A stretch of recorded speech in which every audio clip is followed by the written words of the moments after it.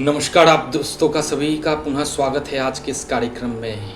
आज आप जानेंगे भगवान जगन्नाथ से जुड़े हुए कुछ महत्वपूर्ण बातें और उनका पवित्र धाम जगन्नाथपुरी के बारे में कुछ रहस्य, कुछ तथ्य और कुछ रोमांच करने वाले किस्से जो शायद आज से अब तक आपको नहीं पता होगा।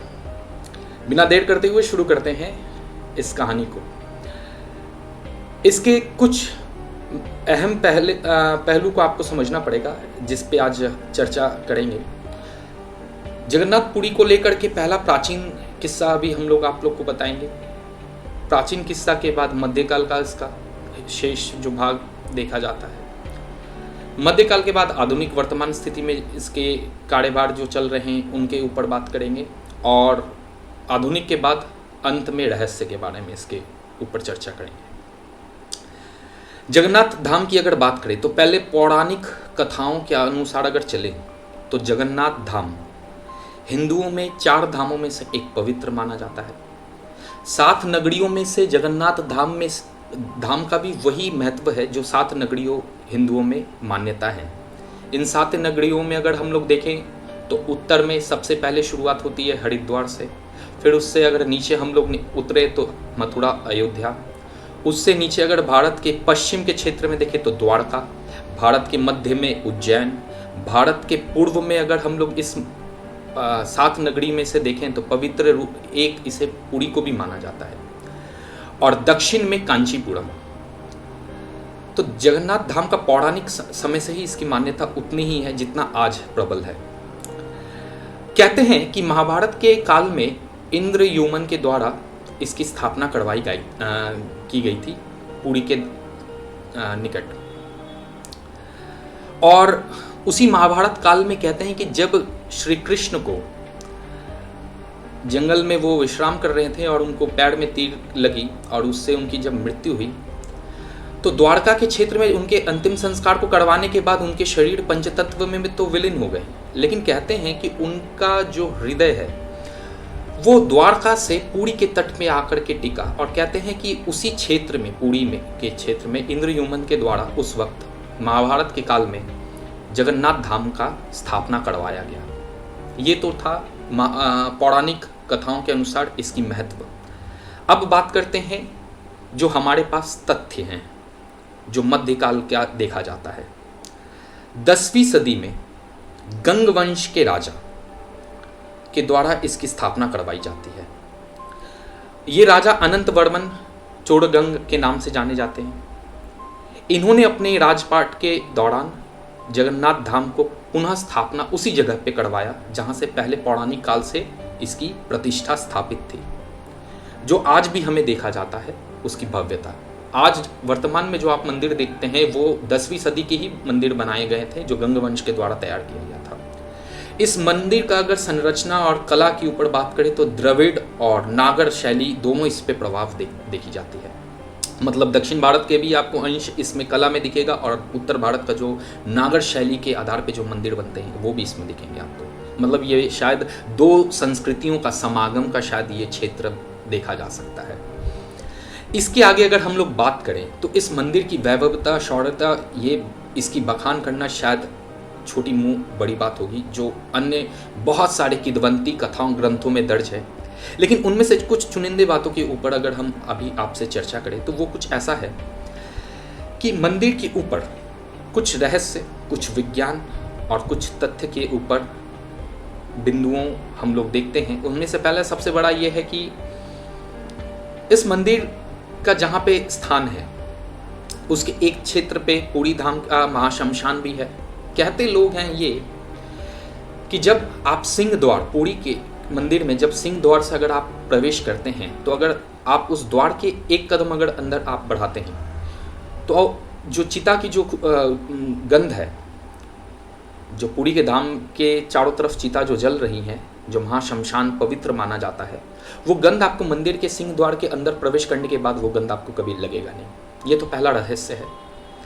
दूसरा, इस मंदिर से जुड़ा हुआ जो रहस्य के ऊपर बात की जाती है वो है कि इस मंदिर का शिखर जो ऊपरी भाग है, विज्ञान भी इस बात का कहता है कि हर चीज़ का छांव पृथ्वी पर पड़ती है। लेकिन ये मंदिर विश्व में एक ऐसा मंदिर और मानवीय संरचना का एक ऐसा एक रूप है जिसका प्रतिबिंब सूर्य का छाव कभी भी जमीन पे नहीं पड़ता है। तीसरा रहस्य इसी मंदिर से जुड़ा हुआ। इस मंदिर के शिखर पे कहते हैं कि हर दिन शाम के वक्त गोधूली का जब वक्त होता है तो इसके ऊपर ध्वजा जो होती है भगवान विष्णु के प्रतीक चिन्ह का, उसे बदला जाता है। और कहते हैं इसे ना बदलने से कुछ अपशगुन घटना घटती है पूरे शहर में। तो ये जब से इसकी स्थापना हुई है पौराणिक काल से हर शाम ये परंपरा है कि इसका गोधूली का वक्त में इसमें ध्वजा का परिवर्तन होता है। फिर अगले दिन यही परंपरा, यही कवायद चलती आ रही है।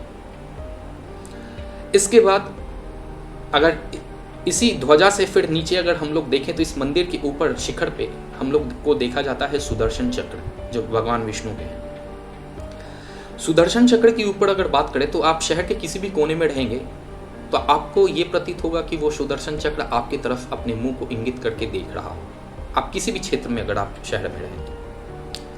चौथा रहस्य इस मंदिर का, सबसे विज्ञान भी इसके ऊपर अपना तोड़ नहीं निकाल पा रहा है, वो है भोग को लेकर। भगवान जगन्नाथ का भोग को लेकर के ये रहस्य है कि जब भी भोग बनते हैं भोगशाला में तो मिट्टी के बर्तन में बनाए जाते हैं और वो मिट्टी के बर्तन एक के ऊपर 7 रख करके तैयार किए जाते हैं।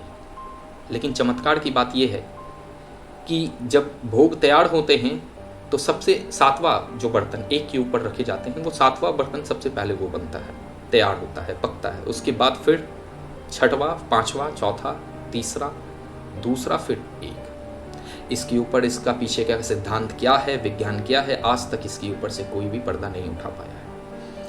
भोग से ही जुड़ा हुआ दूसरा सबसे बड़ा रहस्य है कि इस मंदिर में आज तक ये रिकॉर्ड है कि कभी भी भोग कम नहीं पड़ा, लेकिन जब भी मंदिर का पट बंद होता है तब तक भोग खत्म भी हो जाते हैं। यानी जब तक भगवान जगन्नाथ का द्वार खुला है तब तक जितने भी श्रद्धालु आते हैं उन्हें कभी भी भोग की कमी नहीं हुई है। लेकिन पट जैसे ही बंद होते हैं तब तक भोग खत्म अपने आप वो हो जाते हैं। इसके ऊपर भी क्या माया है ये भी समझने की बात है। इन बातों को देखें तो इसके ऊपर विज्ञान तो अपना कथन कहता है और अपने बातों को लेकर के अपने अलग शोध अनुसंधान कर रहा है जिसके ऊपर शायद हमारे विश्वास का कोई लेना देना नहीं है। लेकिन जब आस्था विश्वास की ही बात आती है तो ये कहीं ना कहीं वो भगवान जगन्नाथ के अपनी अपरंपार लीला की ही यहाँ पे चमत्कार देखी जाती है, जहाँ लोगों को विश्व के हर कोने से खींचकर उनको अपने द्वार तक लाते हैं। लोग अपने मन्नतों को वहाँ पूरा करते हैं और इसी का सबसे बड़ा हमें प्रतिरूप हर साल भगवान जगन्नाथ के रथ यात्रा के रूप में देखा जाता है। इस रथ यात्रा में ये मान्यता है कि जो भी इस रथ यात्रा को खींचता है श्रावण के महीने से पहले इसकी शुरुआत जब होती है तो कहते हैं कि लोग अपने मोक्ष की प्राप्ति के लिए और अपने पापों को धोने के लिए इस रथ यात्रा को खींचते हैं। और कुछ ही वर्ष पहले एक मुस्लिम शख्स सुप्रीम कोर्ट भारत के सर्वोच्च न्यायालय में इसके ऊपर याचिका भी दायर किया कि उसे भी इस चीज़ के लिए मौका दिया जाए। तो ये रथ यात्रा का इतना बड़ा महिमा है कि जब भगवान जगन्नाथ अपने निवास स्थान को छोड़ करके वो निकलते हैं अपने प्रजा से मिलने के लिए। और प्रजा बोलने का सबसे बड़ा कारण ये है क्योंकि पूरी धाम की वो राजा के रूप में विराजमान है पौराणिक काल से। तो यहाँ तक तो बात रहा जगन्नाथ मंदिर से जुड़ा हुआ पौराणिक, मध्य और आधुनिक काल से जुड़े हुए जो भी तथ्य थे। लेकिन अब अंत में इस मंदिर से जुड़ा हुआ एक ऐसा मुख्य बिंदु जो आप तक इस बात को समझना बहुत ही महत्वपूर्ण है, जिसको लेकर के आज के इस अध्याय का निर्माण किया गया, वो है कि भगवान जगन्नाथ के वहाँ पे विराजमान होने की भव्यता और उसके पीछे जुड़े हुए कुछ अहम तथ्य। जैसा कि मैंने कहानी की शुरुआत में बताया कि जब भगवान कृष्ण की मृत्यु हुई द्वारका में तो उनका जो हृदय था वो पूरी द्वारका से पुरी के तट पे आकर के लगा और वहीं उसी स्थान पर इंद्रयुमन जो महाभारत काल के एक शासक थे, उन्होंने कलिंग के क्षेत्र जो पहले कलिंग उत्कल भी नाम से जाना जाता था, उसी क्षेत्र में उन्होंने उस जगह पे एक मंदिर का निर्माण किया। लेकिन भगवान जगन्नाथ का यहाँ पे सबसे बड़ा जो रहस्य वो ये है कि आज भी भगवान जगन्नाथ जिस रूप में वहाँ विराजमान है वो पत्थरों के रूप में नहीं है। आज भारत के विभिन्न मंदिरों में जो हमारे त्रिदेव हैं, उन त्रिदेवों की पूजा और सभी देवी देवताओं की पूजा पत्थरों के रूप में हम लोग अपने आस्था को रखकर पूजा करते हैं, या मिट्टी के मूर्त के रूप में हम लोग पूजा करते हैं। लेकिन विश्व में एकमात्र एक ऐसा मंदिर है जहाँ पे लकड़ी काट के बने हुए मूर्ति का पूजा किया जाता है, और ये खास किस्म के जो काठ होते हैं वो उसी प्रांगण में उसे उगाया जाता है। तो इसका किवायत क्या है कि हर 12 साल पर उस मंदिर में वहाँ के एक खास विश्वकर्मा जाति के लोगों के द्वारा एक नए मूर्ति का निर्माण किया जाता है, और पुराने मूर्ति को वहाँ से उसे विसर्जित किया जाता है उसी मंदिर के प्रांगण के अंदर। और मूर्ति जिस विश्वकर्मा जाति के द्वारा तैयार की जाती हैं वो एक खास किस्म के पेड़ होते हैं नीम के, जो उस प्रांगण में लगाए जाते हैं हर वक्त जब भी उस मूर्ति का स्थानांतरण किया जाता है। लेकिन आखिर उस मूर्ति में ऐसी क्या खास चीज रहती है ये आपको समझना पड़ेगा। लोग कहते हैं कि सदियों से जब से उस मंदिर की स्थापना हुई है, उस मंदिर के काठ की मूर्ति के अंदर भगवान कृष्ण के हृदय जो पुरी के तट पे आकर के टिके थे, उनका हृदय वहां पे विराजमान है। तो इसी को देख करके अगर हम लोग समझें तो भगवान विष्णु के बारे में ये देखा जा सकता है कि वो अपने दिनचर्या की शुरुआत कुछ निम्नलिखित रूप में कर रहे हैं कि बद्रीनाथ में स्नान कर द्वारका धाम में वो अपने कपड़े अंग वस्त्र को धारण करते हैं, और कांचीपुरम में भोजन करने के बाद पुरी के धाम में विश्राम करते हैं। तो ये हृदय भी कहीं ना कहीं भगवान विष्णु या कृष्ण के विश्राम की अवस्थिति को दर्शाता है। और यही आस्था है कि हर 12 साल पे उनकी हृदय को या ब्रह्म पदार्थ कुछ लोग कहते हैं उसे बदला जाता है हर 12 साल पे। और जब ये बदला जाता है तब पूरे शहर को ब्लैकआउट कर दिया जाता है। जिन पुरोहितों के द्वारा इन कार्य को अंजाम दिया जाता है वे कहते हैं कि वे अपने हाथों में दस्ताने को पहनकर आंखों में पट्टी बांध करके चुनिंदे पुरोहित जो मुख्य मंदिर के पुरोहित हैं वो इस कार्य को करते हैं। लेकिन करने के वक्त वे खुद नहीं देखते हैं कि वो किस वस्तु को पुराने मूर्ति से वो नए में स्थानांतरित कर रहे हैं। लेकिन उनका ये कहना रहता है कि कुछ ऐसी वस्तु रहती है जो हलचल कर रही है उनके हाथों में, वो कुछ क्षणों के लिए उसे निकाल कर उसे फिर अंदर रखने तक ही वे अनुभव कर पाते हैं। और तब तक राज्य के द्वारा पूरे शहर के क्षेत्र को ब्लैकआउट किया जाता है और सीआरपीएफ के कंट्रोल में रखा जाता है। ये हर 12 साल में ये नियम आज भी चला आ रहा है। ये प्राचीन समय से ये चला। प्राचीन समय में राजपाटों के द्वारा ये काम किया जाता था, आज वहाँ के स्थानीय सरकार के द्वारा ये काम को करवाया जाता है। और इससे भी बड़ी बात यह है कि उस जगन्नाथ मंदिर के ऊपर कोई भी पक्षियों का हमें उड़ता हुआ एक चित्र नहीं दिखेगा, आपको कभी भी नहीं दिखेगा। ये भी शायद भगवान जगन्नाथ की अपरंपार लीला है। और इसी को देखते हुए सरकार ने भी वहाँ उस क्षेत्र को नो फ्लाइंग जोन में घोषित किया है। ये रहा आज की विषय, जगन्नाथ भगवान से जुड़े हुए, उनके मंदिर से, उनके धाम से जुड़े हुए कुछ बातें जो आप तक रखें। कल ऐसे ही कुछ नए विषय को लेकर के आएंगे आपके सामने। अगर आपके कुछ फरमाइश हैं किसी विषय के ऊपर, अगर आप अपना सुनना चाहते हैं तो उन विषयों को आप कमेंट में करें। उसके ऊपर किसी दिन नए शो को लेकर के हम उपस्थित होंगे।